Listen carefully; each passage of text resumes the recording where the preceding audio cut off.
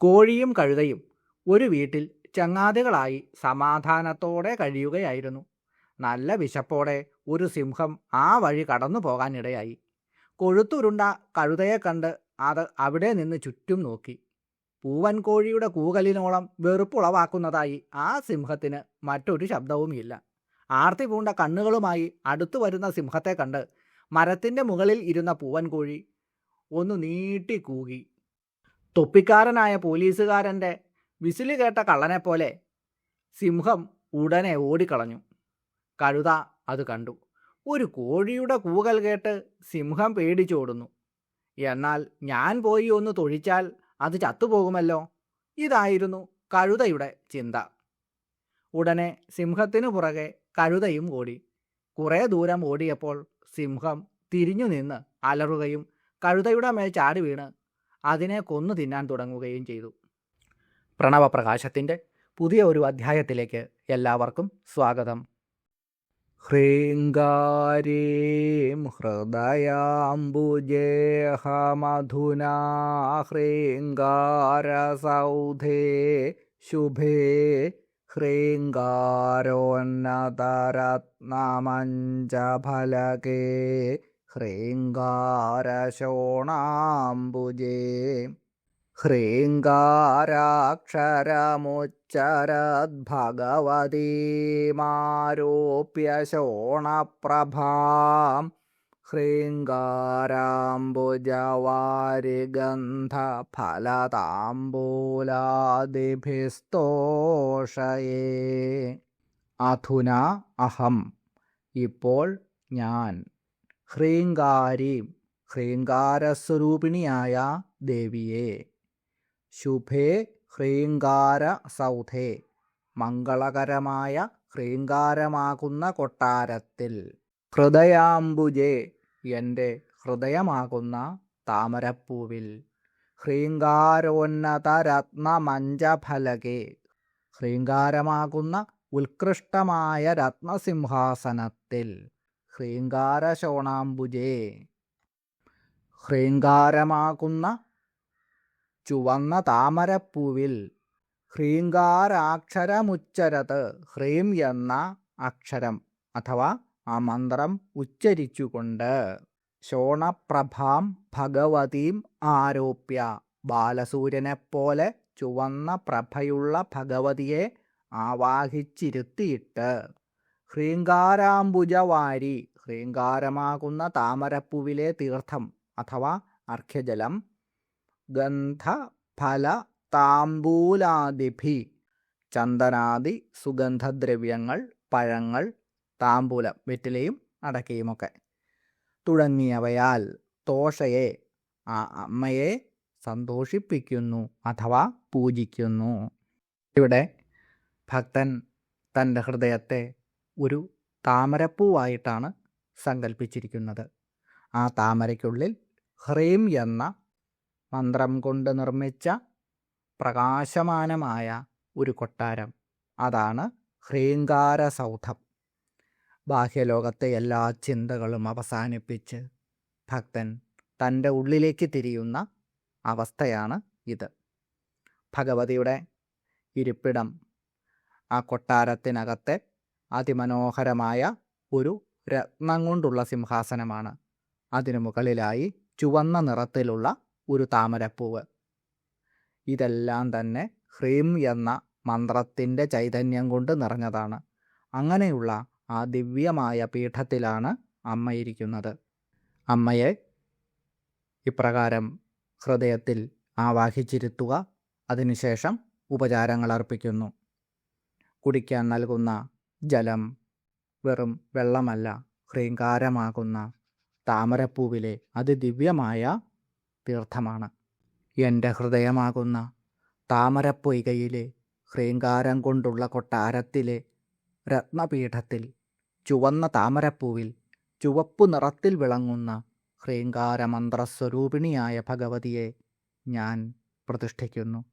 ആ അമ്മയ്ക്ക് ഹ്രീങ്കാരമന്ത്രപൂതമായ ജലവും ഭോജ്യങ്ങളും താംബൂലവുമെല്ലാം നൽകി ഞാൻ അവിടുത്തെ പൂജിക്കുന്നു, മനസ്സുകൊണ്ട് പൂജിക്കുന്നു, ബാഹ്യമായ പൂജാദ്രവ്യങ്ങൾക്കുപരിയായി സ്വന്തം ഹൃദയത്തെ തന്നെ പൂജാമുറിയാക്കി മാറ്റി ഭഗവതിയെ അതിനുള്ളിൽ ധ്യാനിക്കുന്ന, പൂജിക്കുന്ന മഹാമാനസ പൂജയെക്കുറിച്ചാണ് ഈ ശ്ലോകത്തിൽ പരാമർശിച്ചിട്ടുള്ളത്. ഓം ശ്രീ ലളിതാംബികായൈ നമഃ. ഓം. 3 ലോകങ്ങളിലും ഉള്ളവരാൽ വന്ദിക്കപ്പെടുന്ന ദേവി എന്നാണ് ത്രിജഗത് വന്ദ്യ എന്ന മന്ത്രത്തിൻ്റെ അർത്ഥം. 3 ലോകങ്ങളിലും എല്ലാവരാലും ആരാധിക്കപ്പെടുന്ന ദേവി. സ്വർഗം, ഭൂമി, പാതാളം എന്നിങ്ങനെയുള്ള ലോകങ്ങളിൽ വസിക്കുന്ന മനുഷ്യർ, ദേവന്മാർ, അസുരന്മാർ എന്നിവരെല്ലാം അമ്മയെ ആരാധിക്കുന്നു. ഓം ത്രിജഗദ്വന്ദ്യായൈ നമഃ. ഓം. ഓം ഹ്രീം ത്രിജഗദ്വന്ദ്യായൈ നമഃ. ബ്രഹ്മാവ്, വിഷ്ണു, മഹേശ്വരൻ എന്നീ ത്രിമൂർത്തികളായി അവതരിച്ചിട്ടുള്ളത് അമ്മ തന്നെയാണ്. അതുകൊണ്ടാണ് വശിന്യാദി വാഗ്ദേവതകൾ അടുത്ത നാമമന്ത്രമായി ത്രിമൂർത്തി എന്ന് അമ്മയെ സ്തുതിക്കുന്നത്. ത്രിമൂർത്തികളുടെ രൂപത്തിലുള്ള ദേവി എന്നും ബ്രഹ്മാവ്, വിഷ്ണു, ശിവൻ എന്നിവരുടെ ശക്തിസ്വരൂപിണികളായ ദേവിമാർ എന്നിങ്ങനെയും ഈ മന്ത്രത്തിന് അർത്ഥങ്ങളുണ്ട്. ധൗമ്യ ആചാര്യർ ത്രിമൂർത്തിസ്തു ത്രിവർഷാ സ്യാദ് എന്ന് കന്യാപ്രകരണത്തിൽ പറഞ്ഞിട്ടുണ്ട്. 3 വയസ്സായ പെൺകുട്ടിയെ ദേവീപൂജയിൽ തൃതീയ എന്ന ത്രിമൂർത്തിയുടെ രൂപത്തിൽ ആരാധിക്കുന്ന ഒരു പതിവുണ്ട്. അതുകൊണ്ട് 3 വയസ്സായ കന്യകയുടെ രൂപത്തിലുള്ള ദേവി എന്നും ഈ മന്ത്രത്തിന് അർത്ഥം വരുന്നു. യേഷ ത്രിമൂർത്തിരുദ്ദിഷ്ട നയസിദ്ധാന്തഗാമിനി യേഷ ശ്വേതാ പരാശക്തി സാത്വികീ ബ്രഹ്മസംസ്ഥിതി യേഷൈവ രക്താരജസി വൈഷ്ണവീ പരികീർത്തിത യേഷൈവ കൃഷ്ണാ തമസി രൗദ്രീ ദേവീ പ്രകീർത്തിത പരമാത്മാ യഥാ ദേവ ഏക ഏവ ത്രിധാ സ്ഥിത പ്രയോജനവശാച്ഛക്തിരേകൈവ ത്രിവിധാ ഭവേൽ. ഈ പരാശക്തി തന്നെയാണ് ത്രിമൂർത്തികളായി സങ്കൽപ്പിക്കപ്പെട്ടിരിക്കുന്നത്. പ്രപഞ്ചത്തിൻ്റെ നിയമങ്ങൾക്കും നീതിശാസ്ത്രങ്ങൾക്കും അനുസൃതമായി അമ്മ നമുക്ക് വഴികാട്ടുന്നു. സത്വഗുണത്തോടുകൂടിയ ദേവിക്ക് വെളുത്ത നിറമാണ്. ബ്രഹ്മത്തിൽ സ്ഥിതി ചെയ്യുന്ന പരാശക്തി തന്നെ ഈ ദേവി അമ്മ തന്നെയാണ്. രജോ ഗുണം സ്വീകരിക്കുമ്പോൾ ചുവന്ന നിറത്തോടുകൂടി പ്രപഞ്ചത്തെ പരിപാലിക്കുന്ന വൈഷ്ണവി അഥവാ വിഷ്ണുശക്തി എന്ന് പ്രകീർത്തിക്കപ്പെടുന്നത് ഇതേ ദേവി തന്നെയാണ്. തമോ ഗുണം സ്വീകരിക്കുമ്പോൾ കറുത്ത നിറത്തോടുകൂടി സംഹാരരൂപിണിയായ രൗദ്രിയായിട്ട് അഥവാ കാളി, ശിവൻ്റെ ശക്തിയായിട്ട് വാഴ്ത്തപ്പെടുന്നത്. പരമാത്മാവായ ഭഗവാൻ ഒന്നാണെങ്കിലും പ്രപഞ്ചത്തിൻ്റെ ആവശ്യത്തിനനുസരിച്ച് എങ്ങനെയാണോ ബ്രഹ്മാവ്, വിഷ്ണു, മഹേശ്വരൻ എന്നിങ്ങനെ 3ആയി സ്ഥിതി ചെയ്യുന്നത്, അതുപോലെ തന്നെ പരാശക്തിയും ഒന്ന് മാത്രമേ ഉള്ളൂ. പ്രപഞ്ചത്തിൻ്റെ സൃഷ്ടി, സ്ഥിതി, സംഹാരം എന്നിവയ്ക്ക് വേണ്ടി ആ ഒരൊറ്റ ശക്തി തന്നെയാണ് 3 ഭാവങ്ങളായ സരസ്വതി, ലക്ഷ്മി, ദുർഗ എന്നിങ്ങനെ അവതരിക്കുന്നത്. പ്രപഞ്ചത്തിൽ പരാശക്തി ഒന്ന് മാത്രം ആവശ്യാനുസരണം സത്വം, രജസ്, തമസ് എന്നീ ഗുണഭേദങ്ങൾ കൈക്കൊണ്ട് ആ ഒരൊറ്റ പരാശക്തി തന്നെ മഹാസരസ്വതിയായും മഹാലക്ഷ്മിയായും മഹാകാളിയായും മാറി പ്രപഞ്ചം നിലനിർത്തുന്നു. വരാഹപുരാണത്തിൽ ഒരു കഥയുണ്ട്. ബ്രഹ്മാവ് വിഷ്ണുവിനെ മനസ്സിൽ ധ്യാനിച്ചുകൊണ്ട് മഹാദേവനെ നോക്കി. ബ്രഹ്മദേവൻ്റെയും ശിവൻ്റെയും മധ്യത്തിലായി വിഷ്ണു പ്രത്യക്ഷപ്പെട്ടു. 3 മൂർത്തികളും അന്യോന്യം നോക്കിയപ്പോൾ 3 നിറങ്ങളുള്ള ഒരു കന്യക അവിടെ പ്രത്യക്ഷമായി. മൂർത്തികൾ 3ഉം ആ കന്യകയോട് അവിടുന്ന് ആരാണ്, എന്താണ് ചെയ്യുന്നത് എന്ന് ചോദിച്ചു. കറുപ്പും വെളുപ്പും ചുവപ്പും നിറങ്ങളോട് കൂടിയ ആ ദേവി അവരോട് തിരിച്ചൊരു ചോദ്യം ചോദിച്ചു. നിങ്ങളുടെ ശക്തി തന്നെയായവളും ഭവാന്മാരുടെ ദൃഷ്ടികളിൽ നിന്ന് ജനിച്ചവളുമായ എന്നെ എന്തുകൊണ്ടാണ് നിങ്ങൾ അറിയാത്തത്? അതുകേട്ട് ആ ത്രിമൂർത്തികൾ ആ ദേവിക്ക് വരങ്ങൾ നൽകി. ദേവി, അവിടുന്ന് ത്രിപുര എന്ന പേരിൽ അറിയപ്പെടും. എപ്പോഴും ലോകത്തെ സംരക്ഷിക്കുക. പാപമില്ലാത്ത ദേവി, അവിടേക്ക് ഗുണങ്ങളെ അടിസ്ഥാനമാക്കി നിരവധി പേരുകൾ ഉണ്ടാകും. ദേവിയുടെ നിറങ്ങൾക്കനുസരിച്ച് ശരീരത്തെ 3 മൂർത്തികൾ ആക്കി മാറ്റിയാലും അങ്ങനെ ത്രിമൂർത്തികളുടെ ഇഷ്ടാനുസരണം ആ ദേവി 3 മൂർത്തികളായി മാറി. ഗൗഡപാദീയ സൂത്രത്തിൽ പരമാത്മാ യഥാ ദേവ ഏക ഏവ ത്രിധാ സ്ഥിത പ്രയോജനവശാച്ഛക്തിരേകേവ ത്രിവിധാ ഭവേൽ. പരമാത്മാവ് എങ്ങനെയാണോ ഒന്നായിരിക്കെ തന്നെ ബ്രഹ്മാവ്, വിഷ്ണു, ശിവൻ എന്നിങ്ങനെ 3ആയി സ്ഥിതി ചെയ്യുന്നത്, അതുപോലെ ആവശ്യാനുസരണം പ്രപഞ്ചത്തിൻ്റെ സൃഷ്ടി, സ്ഥിതി, സംഹാര കർമ്മങ്ങൾക്കായി ഒന്നായ പരാശക്തി തന്നെ 3 രൂപങ്ങളായി, അഥവാ ഇച്ഛാശക്തി, ജ്ഞാനശക്തി, ക്രിയാശക്തി, അല്ലെങ്കിൽ മഹാകാളി, മഹാലക്ഷ്മി, മഹാസരസ്വതി ഇങ്ങനെ ഭവിക്കുന്നു. ഒരേ ഒരു പരമാത്മാവ് തന്നെ പ്രപഞ്ചകാര്യങ്ങൾക്കായി ബ്രഹ്മാവ്, വിഷ്ണു, മഹേശ്വരൻ എന്നീ 3 രൂപങ്ങളിൽ പ്രകടമാകുന്നത് പോലെ ഒരേ ഒരു ആദി പരാശക്തി തന്നെ പ്രപഞ്ചത്തിൻ്റെ വിവിധ ആവശ്യങ്ങൾക്കായി 3 ഭാവങ്ങളായി വേർതിരിഞ്ഞ് പ്രവർത്തിക്കുന്നു. ശാംഭവീ ശുക്ലരൂപാച ശ്രീവിദ്യാരക്തരൂപിക ശ്യാമളാ ശ്യാമരൂപാസ്യാൽ ഇത്യേതാ ഗുണശക്തയ. ശിവശക്തിയായ ശാംഭവീ ദേവിക്ക് വെളുത്ത നിറമാണ്.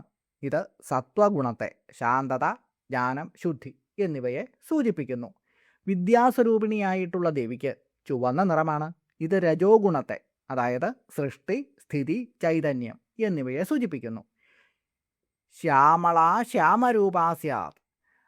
ശ്യാമളാദേവിക്ക് കറുത്ത, അതായത് ഇരുണ്ട നീല നിറമാണ്.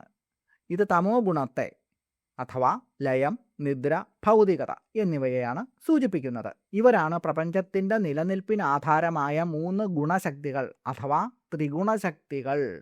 ബ്രഹ്മാവ്, വിഷ്ണു, രുദ്രൻ എന്നിവരുടെ രൂപങ്ങൾ ധരിച്ച് സൃഷ്ടിസ്ഥിതി സംഹാരങ്ങളെല്ലാം നടത്തുന്നത് അമ്മ തന്നെ എന്നാണ് ദേവി ഭാഗവതത്തിലെ ഈ ശ്ലോകം അർത്ഥമാക്കുന്നത്.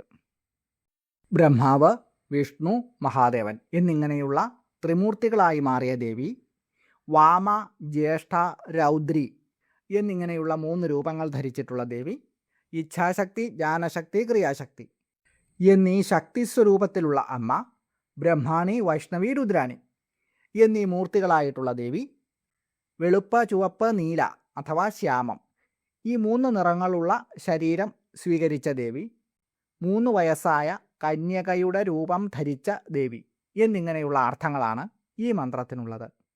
ഓം ത്രിമൂർത്യൈ നമഃ. ഓം ഹ്രീം ത്രിമൂർത്യൈ നമഃ. ഈ മന്ത്രം ജപിച്ച് അമ്മയെ ധ്യാനിക്കുന്നവരുടെ ദാരിദ്ര്യ ദുഃഖം മാറുന്നു. മാറാവ്യാധികൾക്ക് ശമനമുണ്ടാകുന്നു. മനസ്സുഖം ലഭിക്കുന്നു.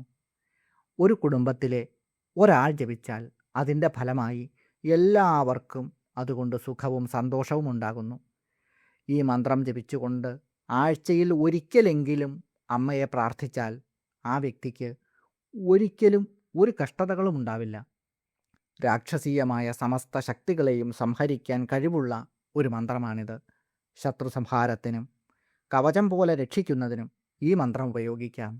ശ്രീ മഹാദേവൻ്റെ തൃശൂലം പോലെ ഭക്തരുടെ കയ്യിലെ ആയുധമായി മാറുന്നതിന് ഈ മന്ത്രം 21 പ്രാവശ്യം 11 ദിവസം ഭക്തിയോടുകൂടി ശ്രീചക്രത്തിൻ്റെ മുന്നിലിരുന്ന് ജപിച്ചാൽ മതിയാകും. ആദിപരാശക്തിയായ മഹാദേവി സമസ്ത ദോഷങ്ങളും അകറ്റി എല്ലാവരെയും അനുഗ്രഹിക്കട്ടെ എന്ന് പ്രാർത്ഥിച്ചുകൊണ്ട് അമ്മയുടെ പാതാരവിന്ദങ്ങളിൽ സാഷ്ടാംഗം പ്രണമിച്ചുകൊണ്ട് നിർത്തുന്നു. നന്ദി, നമസ്കാരം.